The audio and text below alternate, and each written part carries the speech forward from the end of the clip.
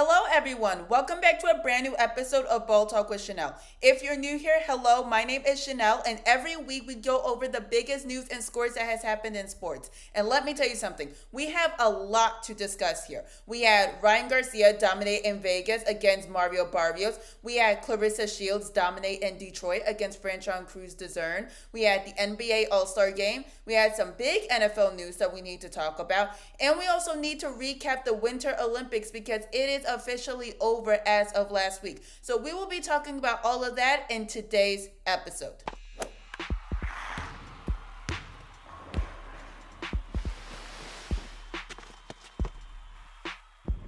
Before we get started, if you do not want to miss a single episode, because these episodes come out every Monday at 8 a.m. Eastern Standard Time. If you do not want to miss a single episode, then please be sure to hit the subscribe button down below and be sure to turn on notifications. And if you really do enjoy this episode, please be sure to give this video a thumbs up so that way I can continue to make videos just like this. Also, too, check out the description box down below. That will give you all of my social media accounts. My TikTok, Instagram, Facebook, X account, and Threads account give you daily bite-sized news about what's going on in sports. My Snapchat is also available in the description box down below. And what that does, and it gives you an inside look of what a day in the life looks like for me. Also, too, available down below is the link to my newsletter. Now, if you did not know, I have my own newsletter called Ball Talk Breakdown. And what this is a quick summary of what has happened in sports in the last week. And this is easy, quick, and to the point. I want you to think of this as you drinking your coffee or you drinking your matcha, and you want to figure out what has happened in sports in the last week. That is exactly what this newsletter is designed for. And also, too, this is completely free. So be sure to check out the description box down below, or you can go and type in www.newsletter.balltalkchanel.com, and you can go and subscribe to the newsletter, which actually a brand new issue dropped today. So make sure you do not miss a single issue by subscribing to my newsletter by clicking on the link down below. Also, too, if you don't want to listen to this on YouTube, you can listen to this on the go on Spotify. So that link is also available down below in the description box. Also, too, this video is available on Patreon for free. So be sure to sign up for my Patreon account. Go to www.patreon.com/balltalkwithchanel, where you will find these videos and also some other videos that is, again, 100% free. So now let's actually get into the video. So section 1, let's talk about boxing, because like I have said beforehand, we had a lot that has happened in boxing so far. We had Ryan Garcia face Mario Barrios in Vegas as of last Saturday. And then the very next day, we saw Claressa Shields face Franchon Crews-Dezurn in Detroit, Michigan. So I want to start first with the Ryan Garcia versus Mario Barrios fight. So this is a really big time fight for Ryan Garcia, okay? We already know that he has been through a lot. He is struggling mentally. He talked about how he was super reliant on alcohol. He didn't have that great performance against Rolly Romero. He was suspended for a year after his fight with Devin Haney because he tested positive for a performance-enhancing drug. It was just not going well for Ryan Garcia. So what this fight was supposed to indicate was, is Garcia back? Is Garcia ready to be that boxer that everyone knows and they figured that he would be? Now, I actually thought this was going to be a relatively 50-50 fight. Now, it's interesting because a lot of boxing analysts had it to where they felt that Barrios was going to win. It was a pretty big margin, too.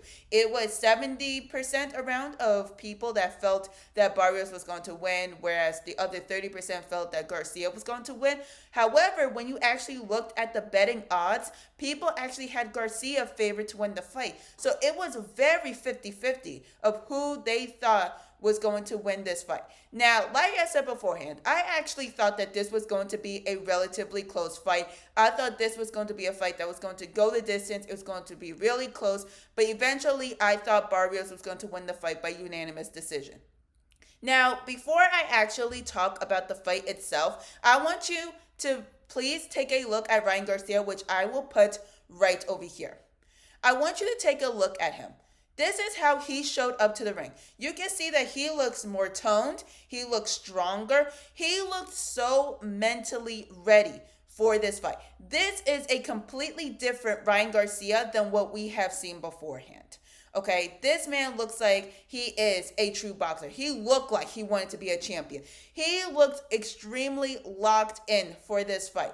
Now, a lot of people do know him as someone who loves to use his left hand. So a lot of people were kind of thinking, well, how exactly is that going to work against someone like Barrios? Now, going into the fight itself, let me tell you something. I think that was one of, if not the best performance from Ryan Garcia I think I have ever seen. Let's start first with the fact that Garcia was very reliant on his right hand. Now, like I said beforehand, this is a man that is very reliant on his left hand. Now, I don't know if Barrios was caught off guard and he didn't know what to expect, but it seemed like Barrios was just not expecting Garcia to use his right hand as often as he did. It actually got to the point that in the first round, Barrios got knocked down. In the first round, Barrios got knocked down. Now, looking at Barrios' face, it really did give a moment of, oh shoot, I just got knocked down. I don't think there was a level of, oh, I don't understand, this isn't fair. This was like a, oh shoot, I did not prepare for this. And Ryan actually caught him in the temple with his right hand. He did a straight right jab straight to the temple, and that's what caused Barrios to get knocked down. As soon as I saw that knockdown, I said, oh, this is not going to be pretty for Barrios if he does not change his game plan. And ultimately, Barrios did not change his game plan because Garcia controlled that entire fight. He controlled the pacing. He controlled the spacing. He was very patient. He knew when to counter. This was honestly a great performance from Garcia. I actually did not think Barrios was going to last the entire fight, especially by around round 8 or round 9. I thought they were going to just stop the fight because it was not looking pretty for Barrios. But Barrios is a very tough fighter. They did go the distance, and of course, Garcia won by unanimous decision. Now, like I said beforehand, this was an excellent performance by Garcia. This was truly a different Ryan Garcia that I think everyone saw. This was a Ryan Garcia that I do think can be a unified champion. This is a Garcia that can be a multi-division champion. This is a Garcia that I think that other fighters should honestly be really scared of, to be honest. And look, I was never the biggest fan of Ryan Garcia, but I had to give him credit because that truly was an excellent fight. Now, he did go and call out Shakur Stevenson. He said that he wants his next fight to be against him, which I think is really interesting because if you saw in Shakur's last fight, which was against Teofimo Lopez, which was another beatdown, which I spoke about in a previous episode, it's actually Shakur Stevenson who called out Conor Benn, and they were trash talking each other, talking about let's run it up, let's go and fight each other. So I do think it'll be interesting to see who Shakur decides to fight next. Me personally, I do want to see Shakur Stevenson and Conor Benn face each other, but I do also want Shakur and Ryan Garcia to face each other. Now, do I think Shakur is a very challenging opponent for Garcia? Absolutely. But I do think that would be really interesting because that'll also test Ryan Garcia as to how exactly is he going to handle one of the best defenders in boxing in the entire world. How is Ryan Garcia going to handle that? Is he going to be able to handle not only the defense, but then also the counter punches that Shakur is going to be able to do? So we're going to have to wait for that announcement to see exactly who Ryan is going to fight next, who Shakur is going to fight next, and what exactly the rest of 2026 or even going into 2027, how this is going to pan out. But I want to say that that was a great performance from Ryan Garcia. So now switching over from Ryan Garcia, let's talk about Claressa Shields because like I mentioned beforehand, the day after Garcia fought, we saw the matchup between Claressa Shields and Franchon Crews-Dezurn in Detroit, Michigan. Now what's really interesting though is the fact that Franchon and Claressa were friends. Right? I don't know actually if they still are friends or if they just have respect for each other. But then it looked like this fight got really personal. Here's why. Now we do go and we watch the fight. From round 1, Franchon was extremely aggressive. I mean, she had Claressa up against the ropes, just swinging and swinging. Now, Claressa is trying to counterpunch her way out of the ropes. She is trying to control this fight, but Franchon literally came out swinging. It was insane to watch. Now, what's really interesting, though, was the fact that in my head, I was thinking, is Franchon going to be able to keep this up for all 12 rounds? Because the amount of energy that she exerted and the amount of energy that you need to exert to have that type of effect on a fighter like Claressa Shields, who is big, who is strong, and who has great defensive skills, is that going to be effective for the entirety of the fight? And sure enough, it wasn't. Because at the end of the second round, it looked like Franchon was gassed. But I do think she was gassed because of the fact that she exerted so much energy in those first 2 rounds, coming out extremely aggressive. Whereas Claressa really preserved her energy. She waited. She was patient before she decided to go and counter, before she decided to go and attack, before she decided to go hit Franchon with the hooks, before she decided to hit Franchon with the jabs. She was extremely patient, which is why Claressa was able to endure the entirety of the 12 rounds. Whereas, like I said, Franchon, after the end of the second round, she looked extremely gassed. She did not look like she was prepared. And I just don't think that was a really good strategy going into that fight. Now, like I said, that moment of Franchon just being extremely aggressive is why I was thinking, is this extremely personal? Is this why she wanted to go out just swinging? Now, did she go and she lasted the entirety of the fight? Yes, she did. Okay, she did go and last all 12 rounds, which actually I thought they were going to stop the fight. I'm not going to lie. I thought they were going to stop the fight because by round 9 or round 10, it was just not looking pretty for Franchon at all. It actually looked like she was just blocking punches with her face. That is actually what she looked like. So I thought that, her corner was going to stop it or the ref was going to stop it. Whoever it was, I thought that fight was going to get stopped. But Franchon is extremely tough. She is extremely brave. She gave it all that she had. And eventually she did go the distance with Claressa. Now, Claressa did, of course, win by unanimous decision. But Claressa, again, just like Ryan that I was talking about beforehand, she controlled the pacing. She controlled the space. She was aggressive when she needed to, right? But she wasn't overly aggressive to the point where she was exerting all of her energy. It was a very good fight. Now, a lot of people want to say that Claressa did not have the greatest fight in the world, which, okay, I can concede to that. I have seen a better performance from Claressa. However, that was still a great dominant performance, though, by Claressa. Was it the best performance I think I've ever seen? Probably not. But nevertheless, it was still a great performance from Claressa. Now, who I'm waiting for, which I will forever be waiting for, is for her to face Laila Ali. This is something that I've been waiting for forever. Now, Claressa has called her out many times. She raised the money that she showed on social media saying that she's ready to fight Laila. I mean, I think, as women boxing fans, just want to see Claressa go and face Laila Ali. Because that, I think, would be the fight of the century when it comes to women's boxing. Laila Ali is considered a great. Claressa Shields, of course, is considered a great. Why not have them face each other? Even if, Laila is out of her prime, just let them go and face each other. Even if it is just an exhibition fight. I think this will be a fight that everyone would appreciate. So we're going to have to wait to see if that fight will ever happen. And we're also going to have to wait and see who Claressa Shields decides to face next. So now that was boxing. Okay, so now let's move on to the next section and talk about the NBA because we did have the All-Star game last weekend. So let's start first with the dunk contest, okay? Just like every other year, the dunk contest was boring, which is really sad because I do believe that the last great dunk contest that I think NBA fans have seen was the Aaron Gordon versus Zach LaVine dunk contest. That was insane. I just think nowadays, no one's jumping over cars. No one's jumping over guys that are as tall as Shaq or even taller. No one is just doing backwards or anything else. It's almost like we're seeing the same 5 dunks every single year.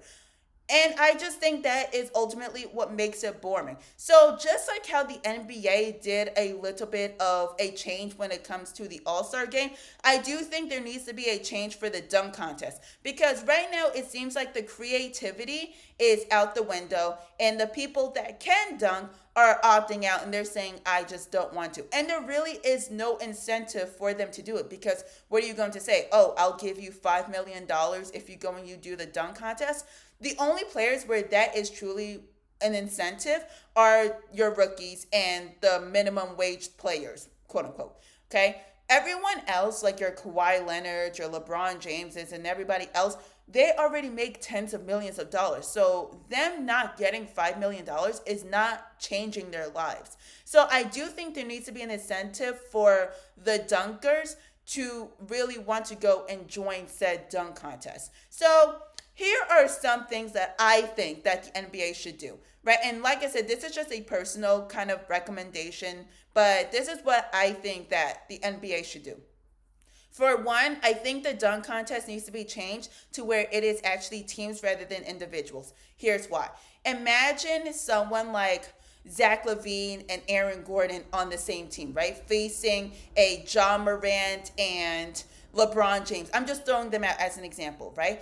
And what you can do is you can have them do teams. So whether it is, for example, someone like Zach LaVine and he, throws it off the backboard and then Aaron Gordon comes from behind and does like a windmill 360 under the legs type of dunk. If you make it into teams to where now the two players have to work together and make it more creative, then I do think that's what's going to make the dunk contest more interesting. Now, it doesn't necessarily have to be two NBA players, but it could be an NBA player and someone that plays overseas. Or you could do an NBA player and someone from the Harlem Globetrotters, right? Just something where it's more team oriented instead of individual oriented, because that is where I think you would truly get the creativity. If you get, for example, like I said, John Morant, who's known for his dunking, right? Who's known for his vertical. If you pair him up with someone like Nikola Jokic, right, who we all know is a great passer.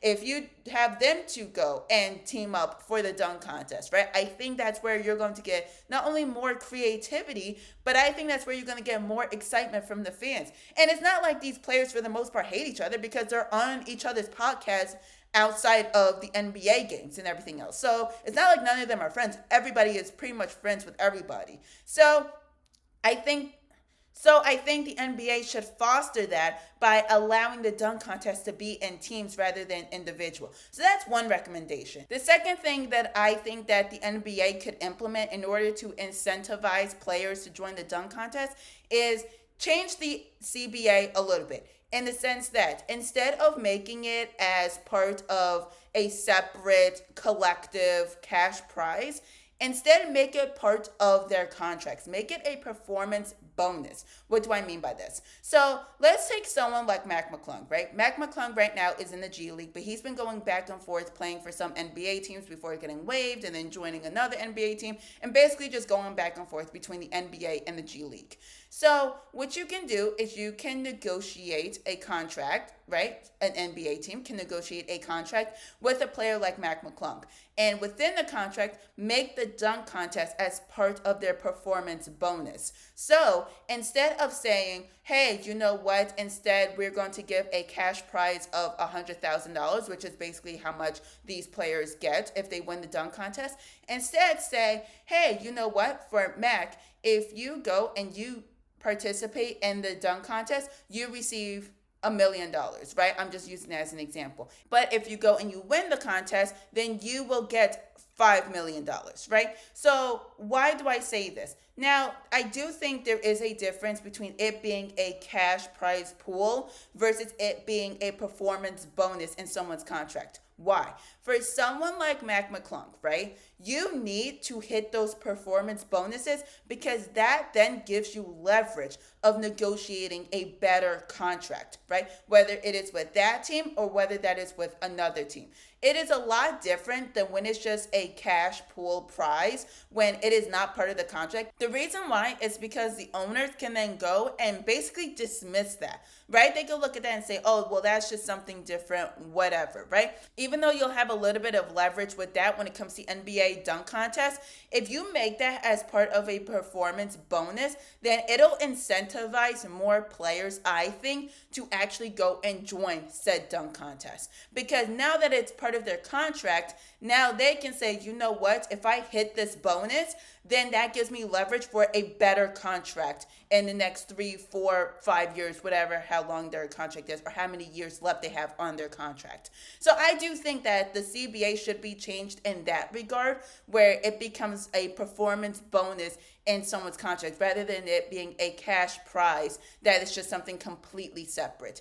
Those are just my personal recommendations, but overall, I do think that the dunk contest needs to get changed because if not, you are losing more and more people that are just being interested in the dunk contest. You are literally losing people's interest when it comes to this. So I do think that it needs to be changed. It needs to be done, do something. Literally go and do something to preserve the dunk contest. Now I want to move away from the dunk contest and talk about the All-Star Game. So if you missed it, NBA All-Star Game for this year was changed to where it's more of a round robin. So you had Team Stars and Team Stripes, which are both supposed to be American players. And then you had Team World, which of course, hence the name, is supposed to be all the international players. Now in the championship game, you did have Team Stars versus Team Stripes, and Team Stars ended up winning, and Anthony Edwards ended up winning NBA All-Star Game MVP. Now, I did really enjoy that round robin because I like the fact that these games were a lot shorter. Because I do think one of the problems now is people have really, really short attention spans nowadays. Like, you have the attention span of an ant. So, something like a traditional All-Star game, like how it was in the past, people are not staying interested long enough because their attention is spanning elsewhere. So with it being more of a round robin and the time is a lot shorter, I do think you're going to hold people's attentions a lot longer. On top of that, having players and teams get eliminated, I think adds in a little bit more intensity, a little bit more excitement for these fans. My only critique, because I liked everything else about it. My only critique is I wish there was one more team. I think having 3 teams does make it a little bit awkward because, it's all about, who automatically advances, and then another team has to knock out another team to also advance. It's just too awkward. I do think that they have enough players, enough good players at that, to where you can add another team. Whether it is a third team that is for American players or you add in a second team for international players, whatever it may be, I do think you do have enough players to where you can add another team, and it'll make the round robin make a lot more sense than how it was for this year. But overall, I did enjoy this. I like this new concept of a round robin, and I'm glad that the NBA implemented this because the All-Star Game was suffering the same fate as the dunk contest, where it was just becoming boring because a lot of these players were just not competitive. It was just chucking up threes, and it just was not serious. And I do think that this year you did see a little bit more of intensity and a little bit more of seriousness. Now, was it the most intense game, the most competitive game in the world? No. But did you see a little bit more intensity and competitiveness from players such as Wemby or even Kawhi Leonard, right? You did. You really did. So I do think that implementing this round robin kind of setup for the All-Star Game was a very good idea. Like I said, the only thing that I would just change is just add in one more team. And I do think that this setup is a great setup for more fans to go and enjoy this. But that is enough of NBA. Now let's actually switch over and talk about a couple NFL news that has happened. So the first NFL news that I want to talk about is the fact that wide receiver Tyreek Hill was released by the Miami Dolphins. Now, he was released a couple of weeks ago, and this comes months after he suffered that really, really bad leg injury where he tore his ACL, he tore multiple ligaments, he fractured fractured a bone. Like, it was bad. It required multiple surgeries, and people were actually concerned as to whether this was a career-threatening type of injury. Like, that's how bad it was. And now he was just released by the Dolphins. Now, there is the question of whether Tyreek, because of this injury and how much it is going to affect, of course, his speed, his route running, everything else, it is the question of whether Tyreek is just going to call it quits and whether he is just going to retire. There is also the question of whether a team is really going to go and pick him up, right? Especially given how serious of an injury this was. There is the question of whether the teams are going to take a chance and they're going to go and pick him up. There are a lot of unknowns in the air when it came to Tyreek Hill. Now, here's the thing. He did actually look pretty solid for this season, okay, before this really scary, nasty injury that he suffered. He did look pretty solid, okay? Now, do I think he's going to retire? No. I actually don't think he's going to retire. I do think he's going to retire in the next couple of seasons, but I don't think that this injury is going to force him to retire. I personally just don't think so. And I think the reason why is because I think Tyreek still feels as if he has a lot more to prove. And I think that is what's going to help him get into the mindset of not only getting better, but then also going through a lot of physical therapy, really training, and then making sure that he's NFL ready for whatever team he decides to go and be on. Now, with that being said, do I think that he is going to be the same Tyreek Hill that we have been seeing? No. I don't think he's going to be as fast. I don't think he's going to have the same route running skills. I think that this injury is truly going to mess him up. I do think that this injury is really going to change the way he plays for the rest of his career in the NFL. Now, which team decides to go and pick him up, I do think it's going to be interesting. Now, I could see someone like the Patriots going to pick him up. Only reason why is because you still have players like Stephon Diggs, assuming he's still on the team and he is not arrested for felony, which I will talk about in next week's episode. You still have Booty. You still have other really good players that you can have someone like Tyreek be a third option on the team. And I think that is the key to a team that Tyreek Hill is going to go to, is it's a team where they just want a third option on the field. He is not going to be your first option. He's definitely not going to be your second option, right? This is just a team where they could just use one more receiver, right? Or maybe even someone that can come off the bench for a little bit, right? That is one of the teams that I think that Tyreek is going to be on. Whether it is the Patriots, whether it is a team like maybe going back to Kansas City, right? Whether it's one of those two teams, I do think that Tyreek Hill is going to stay in the NFL. I think he's actually going to stay in the AFC too. Whether, like I said, it's going to be the Patriots, whether it is Kansas City, whether it is even Buffalo maybe, right? Whatever it may be, I do think he is going to be on the team where he is just a third option. And I think he's really going to be there just to relieve pressure off of the other receivers that are there, right? To relieve pressure off of the number one and the number two options. So it will be interesting to see what Tyreek Hill decides to do and where he decides to sign to if he decides that he is not going to retire and he's going to go back into the NFL. Now, the second NFL news that I want to talk about is James Pierce Jr. Now, he was arrested and he is charged with 2 counts of aggravated battery with a deadly weapon, aggravated stalking, and fleeing and eluding the police. Now, what happened was basically a domestic dispute with WNBA player Garcia Jackson. Now, everything that I'm about to say here is all alleged, okay? These are everything that has been reported, and this is apparently the story that has happened. So, James Pierce Jr. and Garcia Jackson were together for a while, right? They've been together for a couple of years. Garcia ended things with James Pierce Jr., and on top of that, she blocked his number. She told him, "Do not contact me." James went and took another number and decided to go and contact Garcia through there.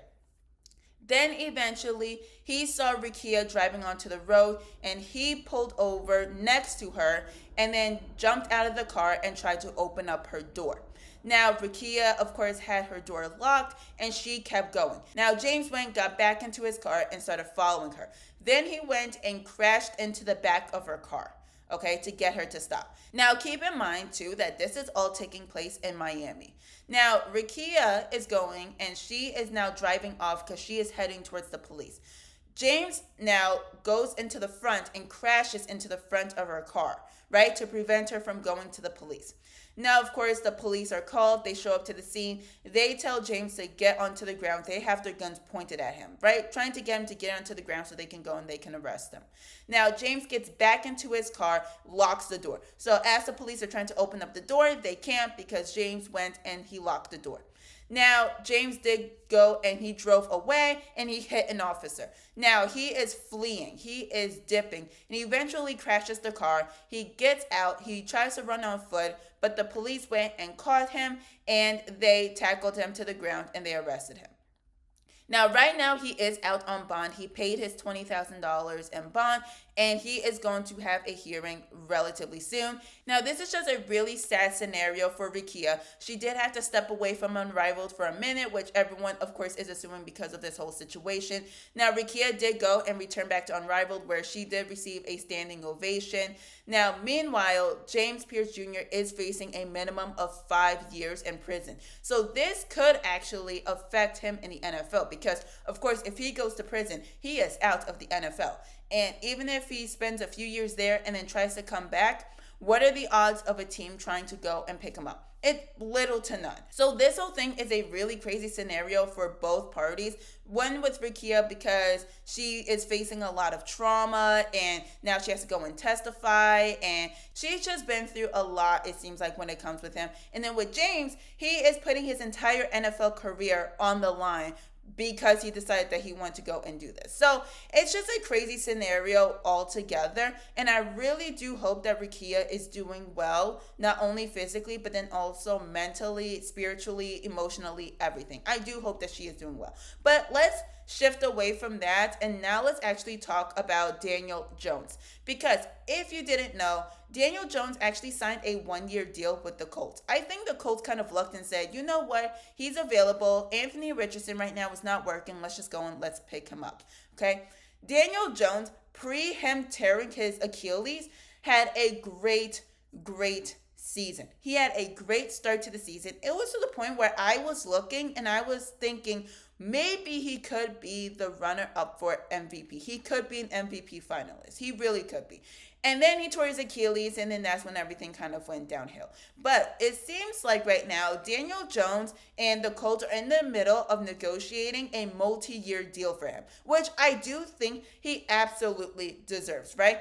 His time with the Colts, pre him tearing his Achilles, really does show you how much of a talent he is, which is something that I fully doubted. I'm not going to lie. I was one of those people that doubted him, and I made a TikTok video just saying that I owe him an apology because he really was balling out. Now, the only thing, though, that I do think that is going to prevent him from getting a high contract is the fact that he is currently recovering from an Achilles tear. Now, an Achilles tear is something that really could be career-threatening, right? Where it seems like there have been multiple players that tore their Achilles and they came back and they were somewhat fine.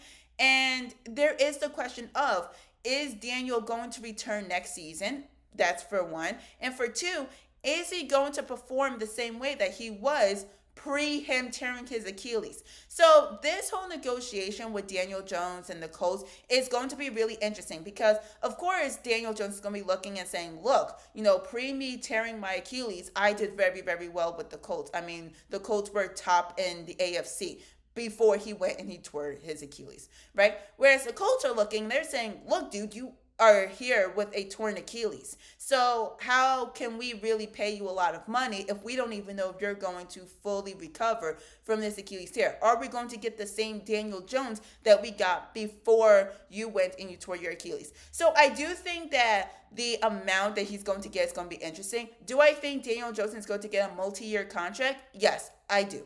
But how much he is going to get paid and whether it's going to be a player option or a team option and what that is going to look like, I do think it's going to be really interesting.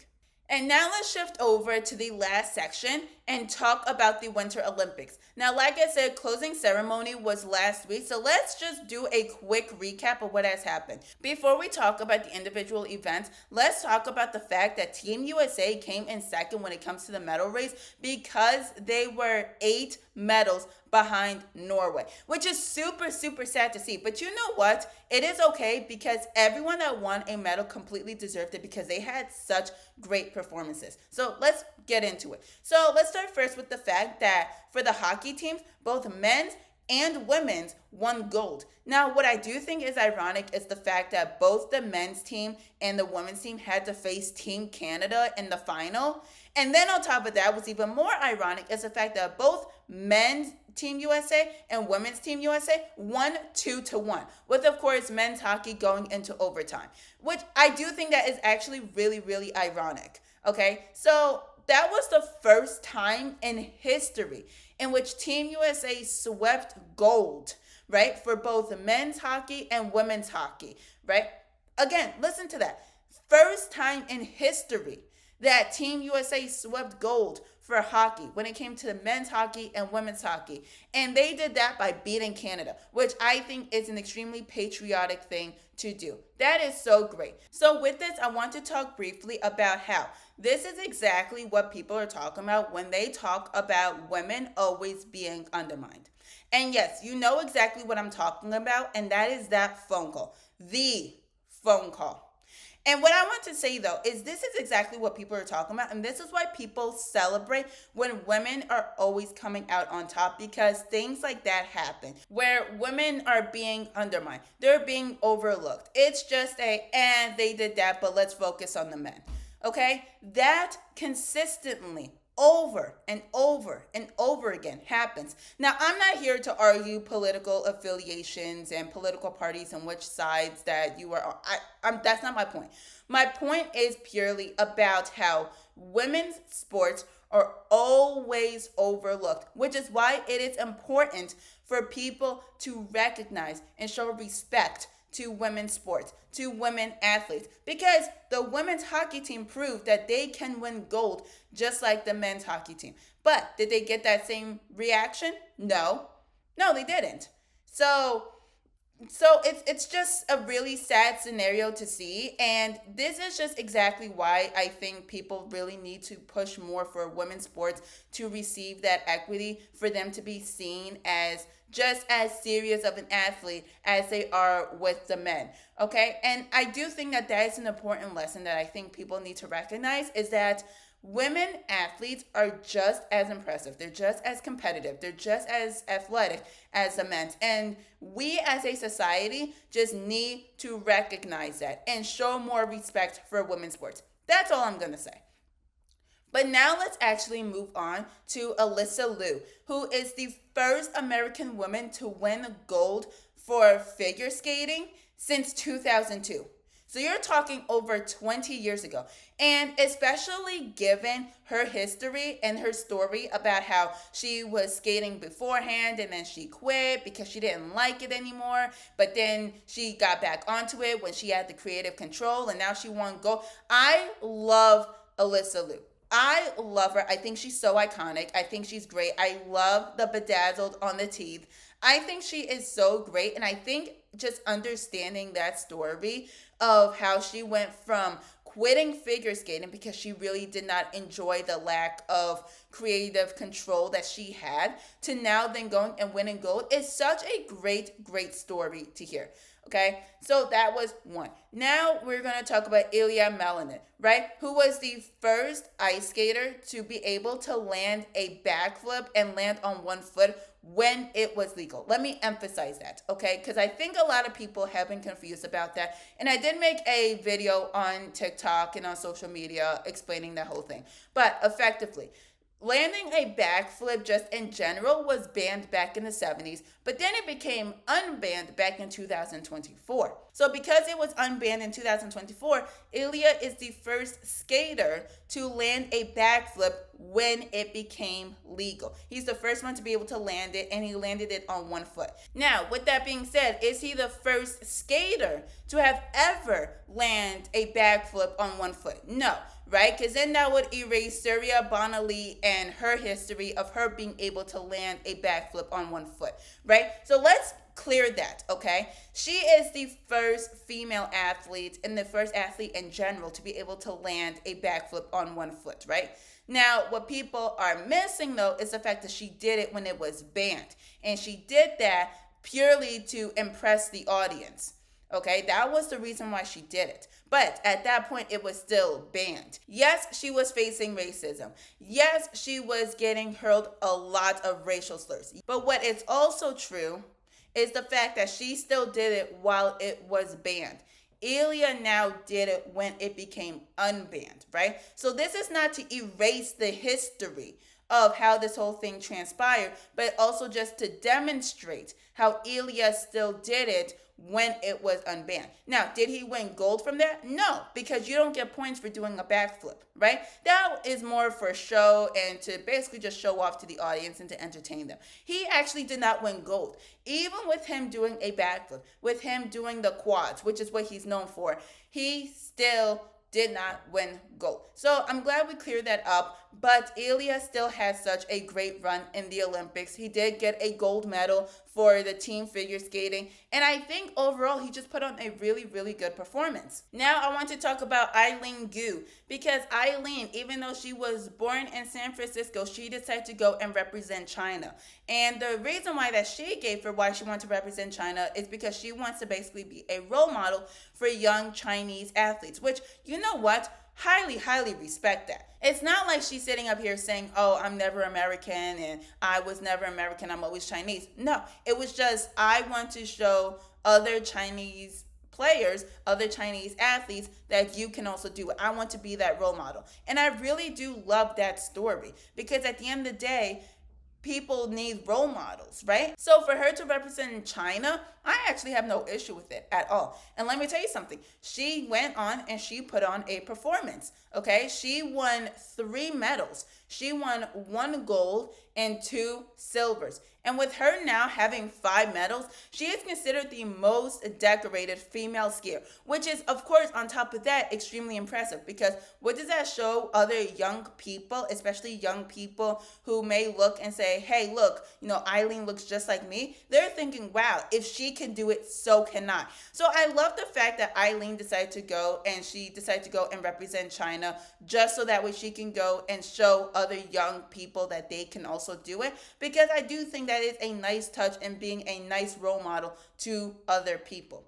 Now, moving on from her, because I want to make this extremely quick, because I could talk about so many of these things in such lengths, but I want to make it quick because it's just a quick recap. Now let's talk about Chloe Kim. Now, if you don't know who Chloe Kim is a great snowboarder. I am so used to her winning gold that when I saw that she won silver, my eyes had to readjust to see if I was seeing that correctly. Now, I'm not sitting up here saying that silver is not great, because it is. It is absolutely insane to win any medal, whether it is gold, silver, bronze, whatever it may be. It is still extremely impressive. My thing is, I'm so used to seeing Chloe Kim win gold that her winning silver was like, wait, she won silver? Now, she still went on and put on a great performance, right? But, I just wish she won another gold medal. I wish. But you know what? I'm so happy for her. I'm so happy for her. And it's okay, because for the next Winter Olympics, she can go on and win gold. She absolutely could. But now, last thing I want to talk about before we wrap up this episode is talk about Lindsey Vonn. Now, if you did not know, Lindsey Vonn suffered not 1, but 2 major injuries. First, she tore her ACL. She did. She tore her ACL, and she said, you know what? With this, even though I'm in pain, whatever, I am going to continue on to compete, which I've already talked about on social media, how she is very strong for that, okay? And on top of her tearing her ACL, she had a really bad leg injury, right? Where she was just laying down the ground. She needed to get airlifted. She had multiple torn ligaments. She had multiple fractures. She had multiple fractures in her tibia. And on top of that, she also suffered from compartment syndrome. And what it is it's basically where there is so much trauma to one area of the body that's where all the blood decides to go and rush to. So because of all of these issues that she had with her leg, there was the concern that she would have to amputate her leg, which is what she described in her video. Now, what she did say is that the doctor actually managed to fix her leg to where her leg did not need to get amputated. But that just shows you how scary of an injury Lindsey Vonn had. And especially with her being on the older side, you know that the recovery for her is going to be even longer than for someone who is 10 to 15 years younger. So I am glad that Lindsey Vonn does not have any more health scares and that she is right now is seemingly recovering very fine. But I do hope that she does have a very speedy recovery. I do hope that she is able to recover quickly. But on top of that, too, I do think that that was her last Olympic run, which means that she had a really great run. I only think that is her last Olympic run because of how bad that injury was. That's the only reason why. I don't think that she is going to recover well enough to where she'll be able to compete in the next Winter Olympics. On top of that, too, she's older. So I do think this is the moment where that was her last Olympic run. And so she had a great run, right? She had a great career. And we will officially have to wait for the announcement. But I do think that is the last Olympic appearance that we are going to see from Lindsey. But that is all for this episode. Next week, we are going to be talking more NBA. We're going to be talking about MLB because the season is about to start relatively soon. We're going to be talking more hockey, and we're going to be talking about other sports that is happening. So thank you so much for tuning in to today's episode, and I will see you all next Monday at 8 a.m. Eastern Standard Time.